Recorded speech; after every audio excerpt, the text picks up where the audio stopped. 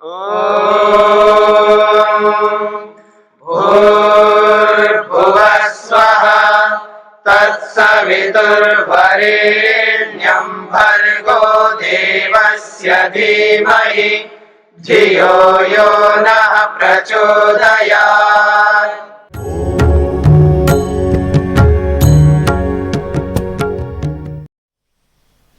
प्रसंग चल रहा है तुष्टि दोष का। आध्यात्मिक आदि भेदात नवधा तुष्टि ही। आध्यात्मिक आदि भेदों से युक्त 9 प्रकार की तुष्टियां होती हैं। आदि शब्द से बाह्य ले रहे हैं। एक तो आत्मा को सीधा लक्षित करके आत्मा में होने वाला है तो आध्यात्मिक तुष्टि हो जाएगी, और बाहर के विषयों से युक्त होकर के जब व्यक्ति खुश रहता है उसको बाह्य तुष्टि कहते हैं। तो 2 प्रकार की तुष्टियां हो गई।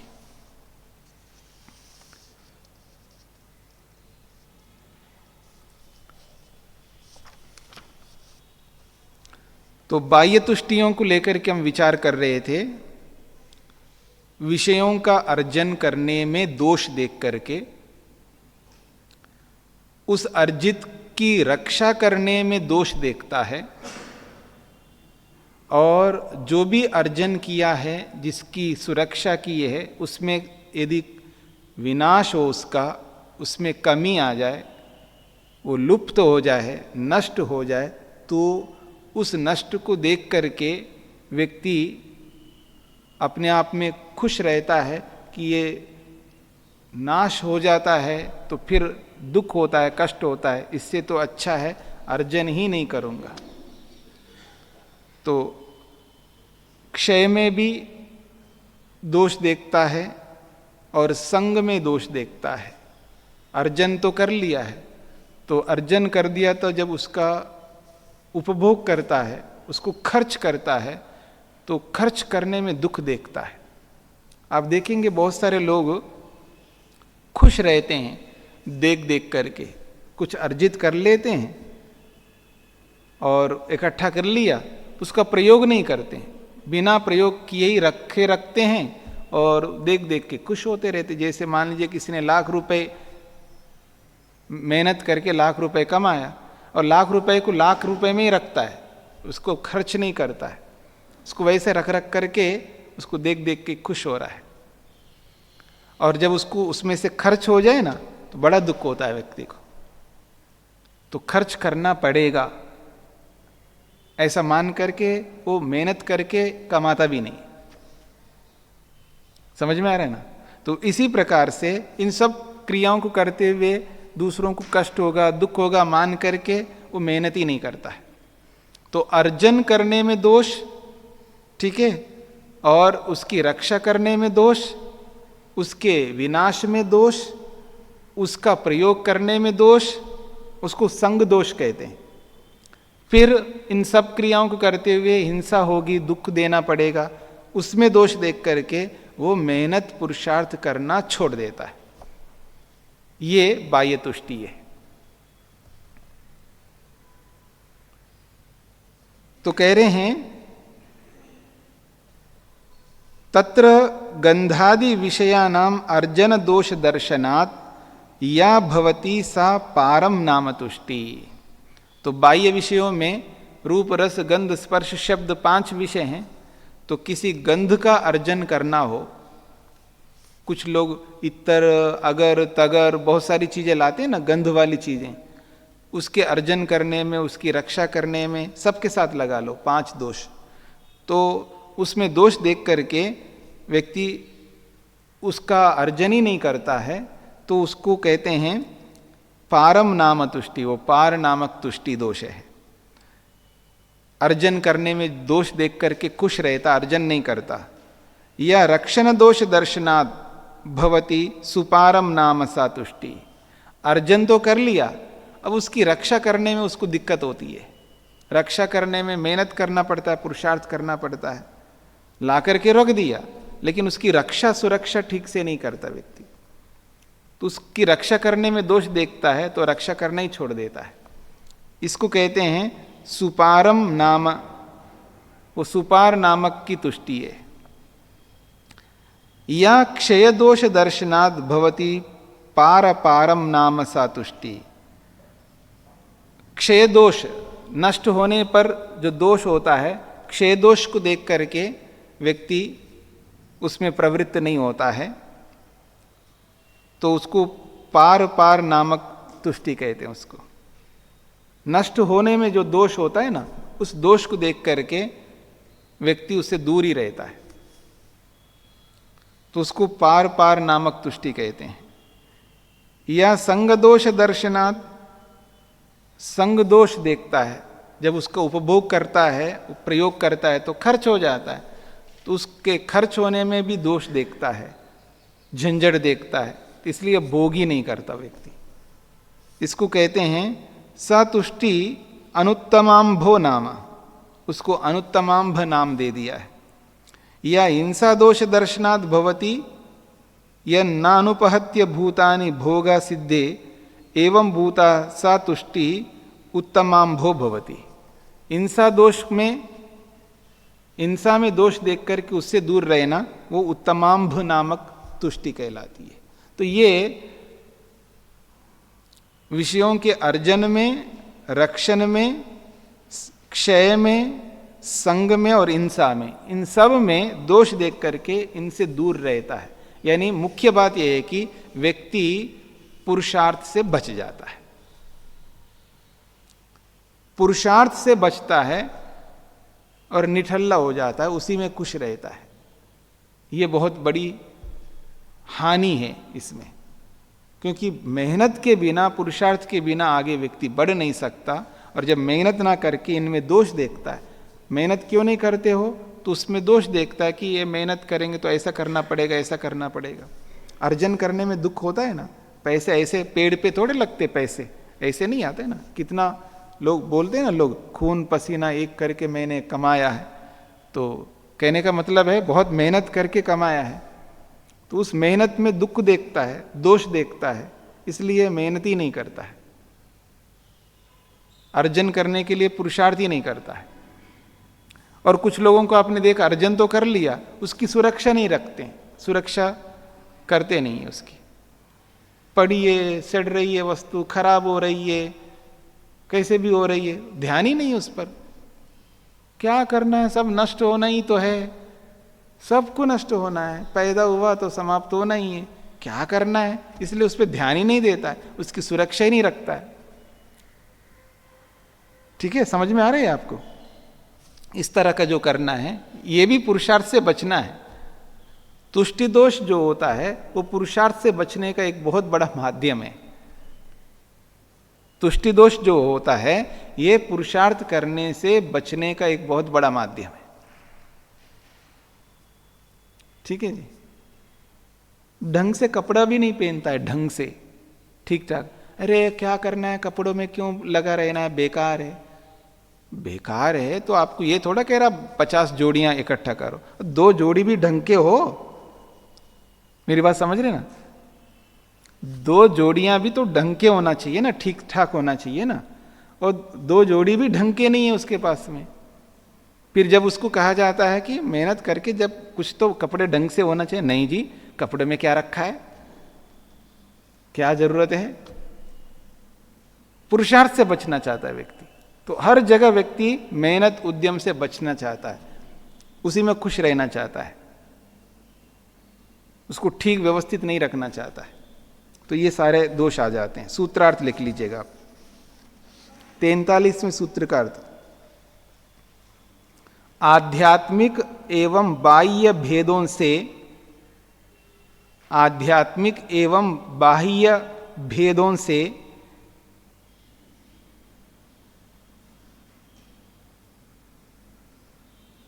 आध्यात्मिक एवं बाह्य भेदों से युक्त 9 प्रकार की तुष्टियां होती हैं। बाह्य भेदों से युक्त 9 प्रकार की तुष्टियां होती हैं।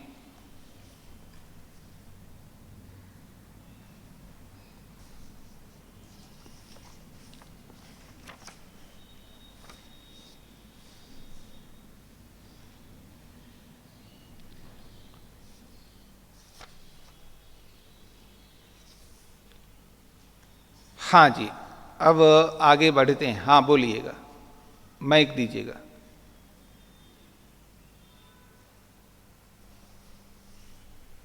तुष्टियों से तो ज्ञान अर्जन का दोष आता है ना, यही पर्पज है ना। तुष्टि होने से ज्ञान में व्याधान आता है, ये मतलब है। तुष्टि का मतलब होता है खुश रहना। हाँ, जिस कॉन्टेक्स्ट में है वो यही है ना कि ज्ञान अर्जन में कमी आ जाती है, या और कुछ है तुष्टियों का मतलब इसमें? देखिए प्रश्न आपका क्या है? तुष्टि का प्रश्न ये है कि तुष्टियों का जो संदर्भ आ रहा है, धीरे से थोड़ा दूर रखकर, तुष्टियों का जो संदर्भ आ रहा है वो ज्ञान अर्जन में व्यवधान के संदर्भ में ही है या समथिंग एल्स? वो ज्ञान अर्जन में भी है, कर्म करने में भी है, भक्ति करने में भी है, सब में है। और दूसरा ये बाह्य तुष्टियां हैं वो आत्मा में नहीं रहती, फिर कहाँ रहती हैं? नहीं, प्रश्न आत्मा में रहने, करने वाला सब आत्मा ही है। एक तो बाहर वस्तु से संबंधित है तो उसको बाह्य तुष्टि कहा है, और एक अंदर से संबंधित है तो उसको आंतरिक कहा है। बस इतना ही अंतर है। संबंध तो आत्मा के साथ है हर तुष्टि का, लेकिन किसी बाह्य वस्तु को ध्यान में रख करके जब चलता है तो उसको बाह्य तुष्टि कहते हैं। आंतरिक अनुभूति के कारण से संतुष्ट रहता है उसको आध्यात्मिक कहते हैं। ये अंतर है।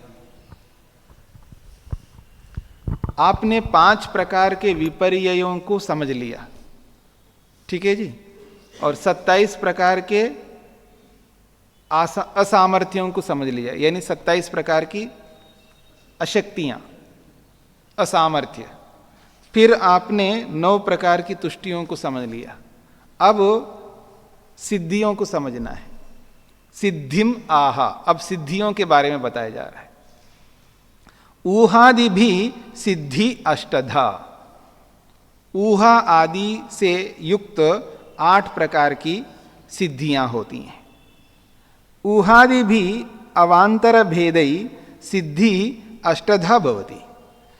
ऊहा आदि अलग अलग भेदों से युक्त 8 प्रकार की सिद्धियां होती हैं। तो एक एक सिद्धि को समझाया जा रहा है। तत्र गुरुमुखाद अनधीत्य स्वयं अध्ययनाद ज्ञान लाभो अध्ययन सिद्धि तारम नामा। कहते हैं इन 8 प्रकार की सिद्धियों में पहली सिद्धि को बताया जा रहा है। विद्या जो आती है गुरुमुख से पढ़ने से आती है, अध्यापक से ही विद्या आती है। ये एक सार्वभौम सिद्धांत है, यूनिवर्सल लॉ है। विद्या जो आती है वो अध्यापक से आती है, विधिवत गुरुमुख से पढ़ करके विद्या आती है। इसलिए जितने भी स्कूल्स, कॉलेजेस, यूनिवर्सिटीज जितने भी हैं और जितने भी इंस्टीट्यूट्स हैं, इनमें यही काम चलता है, गुरुमुख से पढ़ते हैं। अगर घर बैठे बैठे पढ़ाई होती तो कौन स्कूल कॉलेजों में जाते हैं, कौन इतना पैसा खर्च करते हैं, लाखों खर्च करते हैं ना, लाखों खर्च करना पड़ता है अलग अलग विद्याओं को पाने के लिए। तो गुरुमुख से विद्या आती है। लेकिन कोई व्यक्ति पूर्व जन्म के पुरुषार्थ से, पूर्व जन्म में इतना अधिक पुरुषार्थ किया उसने, इतना अधिक पुरुषार्थ की, इतना अधिक मेहनत किया है, बहुत आगे बढ़ा है और किसी कारण से मर गया, प्रयोजन को पूरा किए बिना किसी कारण से मर गया। ऐसा होता ही है ना। लक्ष्य तक पहुंचते पहुंचते बेचारा आदमी धड़ाम से गिर जाता है, किसी कारण से होता है ना। जैसे पहाड़ पर चढ़ रहा हो, बहुत ऊंचा पहाड़, कितने लोग चढ़ते चढ़ते, कुछ लोग तो थोड़ा सा चढ़ करके गिर जाते हैं, कुछ लोग आधा चढ़ करके गिर जाते हैं, कुछ लोग पौना तक चढ़ कर गिर जाते हैं, कुछ लोग 90% तक चढ़ करके गिर जाते हैं, और कुछ लोग 99% चढ़ ले, 1% बचा है, ठीक है, फिर वहां से गिर जाते। होता है ना, कोई ना कोई कारण आ जाता है। तो ठीक इसी प्रकार से मेहनत बहुत किया, पुरुषार्थ किया पूर्व जन्म में और बहुत आगे बढ़े, और किसी कारण से मर गया, किसी ने मार डाला या कोई ना कोई कारण हो जाता है, मर गया। अब दोबारा इस जन्म को प्राप्त करके बचपन से ही वो इतना कुशाग्र बुद्धिमान होता है, इतना तेजी से आगे बढ़ता है, उसको किसी अध्यापक से पढ़ने की आवश्यकता ही नहीं पड़ती है। देखते ही उसको सब समझ में आने लगता है और अपने आप पढ़ने लगता है, पुस्तकें ले लेके अपने आप पढ़ने लगता है। इसी बात को लेकर के बात कही जा रही है। गुरु मुखाद अनधीत्या, गुरु मुख से ना पढ़ करके भी, किसी गुरु से नहीं पढ़ रहा है, स्वयं अध्ययनात् ज्ञान लाभा, स्वयं अध्ययन करता है, स्वयं पढ़ लेता है, स्वयं पढ़ करके ज्ञान लाभ कर लेता है, यानी विवेक उत्पन्न कर लेता है, उसको कहते हैं अध्ययन सिद्धि। उस सिद्धि का नाम है अध्ययन सिद्धि। उसका दूसरा नाम है तारम नामा, उसको तार कहते हैं, तार नामक सिद्धि। पकड़ में आ गई जी, ये पहली सिद्धि। दूसरी बात, स्वयं अपि अध्ययनम न कृत्वा शब्दमेव श्रुत्वा ज्ञानोत्पत्ति ही। और एक इससे भी ऊंची बात है, कोई व्यक्ति स्वयं अध्ययन करता है, जैसे आप शास्त्र पढ़ रहे हैं, मेरे से पढ़ रहे हैं, और कोई ऐसा भी व्यक्ति हो सकता है जो पूर्व जन्म के संस्कारों के कारण से सांख्य दर्शन पुस्तक ले लेगा और बिना अध्यापक के अपने आप पढ़ करके वो सबसे आगे बढ़ सकता है। ये तो हो गया अध्ययन सिद्धि। और एक और बात कह रही है दूसरी सिद्धि में, स्वयं अपि अध्ययनम न कृत्वा, स्वयं भी नहीं पढ़ता है पुस्तक, कोई शास्त्र नहीं पढ़ता, पुस्तक नहीं पढ़ता, शब्दमेव श्रुत्वा, केवल शब्दों को सुन लेता है। कोई बोल रहा हो, प्रवचन कर रहा हो, तो वहां कुछ शब्दों को ऐसे सुन लेता है, उसको सारा बोध हो जाता है। तो कह रहे हैं शब्दमेव श्रुत्वा ज्ञानोत्पत्ति ही, शब्दों को सुनकर के ही उसको विवेक उत्पन्न हो जाता है, ज्ञान की उत्पत्ति हो जाती है, यानी उसके मन में विवेक जग जाता है। उसको शब्द सिद्धि, उसको शब्द सिद्धि कहते हैं। सुतराम नामा, उसका दूसरा नाम है सुतार नामक, उसको सुतार कहते हैं। दूसरी सिद्धि का नाम है सुतार या शब्द सिद्धि। अब देखेंगे कुछ ऐसे विलक्षण लोग होते हैं, एक बात सुन लेते हैं और बेड़ा पार कर लेते हैं, नैया पार कर लेते हैं, मतलब भवसागर से तर जाते हैं। बस केवल एक आध शब्द सुन लेते हैं, उसी में इतना उनको हो जाता है। और हम एक आध शब्द क्या, रोज शब्द ही शब्द सुनते जा रहे हैं, सुबह उठने से लेकर के रात्रि में सोने तक। प्रातःकाल उठते ही ओम प्रातरग्निम प्रातरिंद्रम से शुरू करते हैं, फिर सोते वक्त यज्ञाग्रतो दूरम उदयति तक बोलते रहते, इतने सारे शब्द सुनते हैं।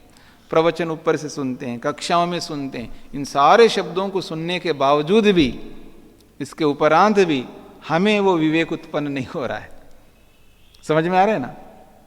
चिकने घड़े होंगे हम लोग, ठीक है ना, चिकने घड़े, मतलब हमको कोई अंतर ही नहीं आता पकड़, मतलब सारी बातें सिर में आते, लेकिन परनाला तो वहीं गिरेगी। सारी बातें समझ में आती है हमको, लेकिन करना वही है जो हम चाहते हैं।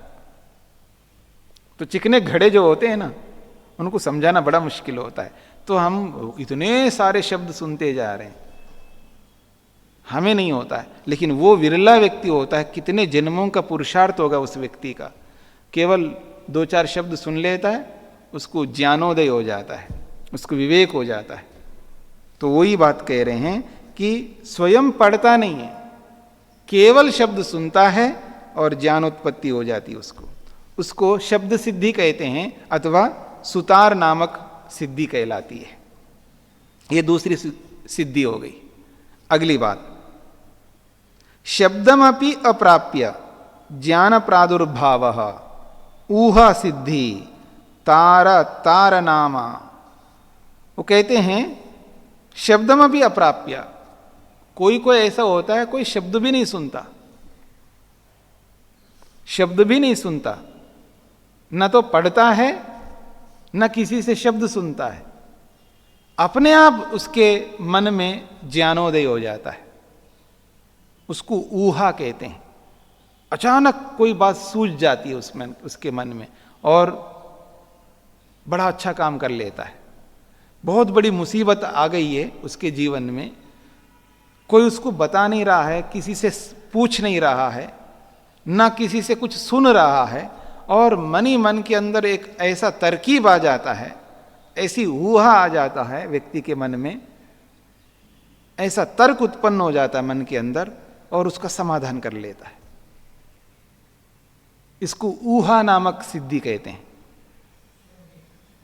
हाँ जी, अंदर ही अंदर अचानक उसको वो बात सूझ जाती है। विशेषकर उन लोगों के मन में होता है जो योगाभ्यास विशेष रूप से करते हैं, योगाभ्यास विशेष रूप से करते हैं, बहुत कुछ पढ़ा है उन्होंने, बहुत कुछ सुना है, उन सुने हुए शब्दों में से नहीं आता, जो पढ़ा है उसमें से नहीं आता, अपने आप अंतः प्रेरणा से उसके मन में कोई ऐसी बात आ जाती है और ऐसा समाधान कर लेता है, इतना आगे बढ़ जाता है, वो अपने लक्ष्य तक पहुंच जाता है। उसको ऊहा नामक सिद्धि कहते हैं। और उसका दूसरा नाम दिया इन्होंने तारतारम, तार तार नामक सिद्धि है वो। कितनी सिद्धि हो गई जी? 3। अगली सिद्धि, ऊहनमंतरेण अपि अभीष्टस्य प्राप्ति इति प्राप्ति सिद्धि रम्यकम नामा। इससे भी आगे बढ़ता है व्यक्ति, कोई ऊहा, कोई ऐसी मन में कोई ऐसी हुआ नहीं आ रही, कोई हुआ नहीं है, कोई ऐसा तर्क नहीं आ रहा है, कोई सूझबूझ उत्पन्न नहीं हो रहा मन के अंदर, उसके बिना ही उसको कुछ पा लेता है, कुछ विशेष प्राप्ति हो जाती है उसको।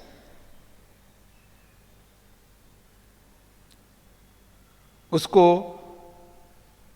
अंदर ही अंदर ऐसी सिद्धि प्राप्त कर लेता है, उसको शब्द सिद्धि हो जाती है, उसको गंध सिद्धि हो जाती है, उसको स्पर्श सिद्धि हो जाती है। बहुत सारी सिद्धियां होती है योग में, वो ऐसी सिद्धि, उसको ऐसी प्राप्ति हो जाती है कि उसको ऊहा करने की जरूरत नहीं पड़ती है, कोई सूझ उत्पन्न करने की जरूरत नहीं होती है, अपने आप अंदर ही अंदर उसको प्राप्त होता है। पर ये उसी व्यक्ति को प्राप्त होता है जो बहुत मेहनत किया हो उसने जीवन भर, और पिछले जन्मों का उसका बहुत विशिष्ट फल है।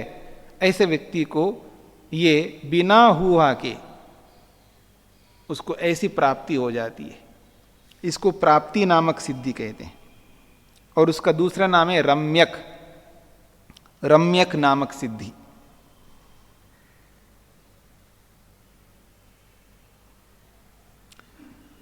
अब अगली सिद्धि बताई जा रही है, बाह्य पदार्थम अनपेक्ष्य नैर्मल्यम शुद्धि सिद्धि सदा प्रमुदितम नामा। कहते हैं बाह्य पदार्थम अनपेक्षा, किसी बाह्य पदार्थ की अपेक्षा नहीं है। कोई साबुन नहीं लगा रहा है, कोई शैम्पू नहीं लगा रहा है, कोई पाउडर इत्तर अगर तगर कोई शरीर में नहीं लपेट रहा है। मेरी बात समझ रहे ना? बाहर से कोई पदार्थ अपना करके पानी से स्नान कर लिया तो शरीर की शुद्धि हो जाती है। साबुन लगाए तो थोड़ा और अव्वल ढंग का होता है, बाल वाल है तो थोड़ा शैम्पू लगा लिया, ठीक है ना, तो एक अलग स्थिति होती है। और उसके बाद में कुछ चंदन लगा लिया या आजकल सेंट लगा लिया, अलग अलग प्रकार पता नहीं कैसे कैसे आते हैं, कितनी महंगी महंगी चीज़ें आती हैं, ठीक है ना, और लगा लिया सेंट वेंट जो भी आते हैं, परफ्यूम वो ये सब लगा लिया, तो कुछ नहीं लगा रहा है, न परफ्यूम, न सेंट, न अगर, न तगर, न चंदन, न साबुन, कुछ नहीं, बाहर से कोई पदार्थ नहीं है, फिर भी उसका शरीर शुद्ध दिखाई देता है। ठीक है, फिर भी उसका शरीर शुद्ध, यही कहना चाह रहे। बाह्य पदार्थम अनपेक्षा नैर्मल्यम, निर्मलता है उसके शरीर में, गंदा नहीं दिख रहा है उसका शरीर, बदबू नहीं आ रही है उसके शरीर से, दुर्गंध नहीं आ रही है। आप देखेंगे किसी न लोगों के शरीर से दुर्गंध आती रहती है। और आजकल जो परफ्यूम और वो ये जब लगाते हैं ना, हम जैसे लोग वहां बैठ नहीं पाते, ऐसे ऐसे उसका स्मेल ऐसा आता है, कुछ नहीं लगाओ फिर भी शरीर से सुगंध है, ये बड़ी बात होती है। मेरी बात समझ रहे हैं आप लोग? स्वामी जी कहते हैं महर्षि अरविंद जी का देहांत हुआ तो उसमें जो है 3 दिन तक भी शरीर में कोई दुर्गंध नहीं हुई थी। जी, हो सकता है, हो सकता है। और जैन तीर्थंकरों में सुनते हैं जो ऋषभ नाम के तीर्थंकर हुए शायद प्रथम, उनके मल में भी, शौच में भी दुर्गंध नहीं होती थी, खुशबू थी। ये तो अलग बात हो गई जी, उसके बारे में हम सोचेंगे नहीं। जी जी, हाँ, उसके बारे में नहीं सोचेंगे, वो तो बहुत पीछे की बात है। इतिहास में हम नहीं चलते हैं, वर्तमान में चलते हैं। वर्तमान में चलते हैं। ये संभव है कि शरीर में अगर कोई आपने कोई गंध इत्र आदि नहीं लगाया फिर भी शरीर से सुगंध आती है, ये तो प्रत्यक्ष है, ये तो प्रत्यक्ष है। समझ रहे हैं? ये तो प्रत्यक्ष होता है ऐसा। तो इसको कहते हैं नैर्मल्य नामक सिद्धि है। मैं ये नहीं कहना चाह रहा हूं स्नान ही नहीं करता फिर भी सुगंध आ रही है, ये नहीं कहना चाह रहा हूं।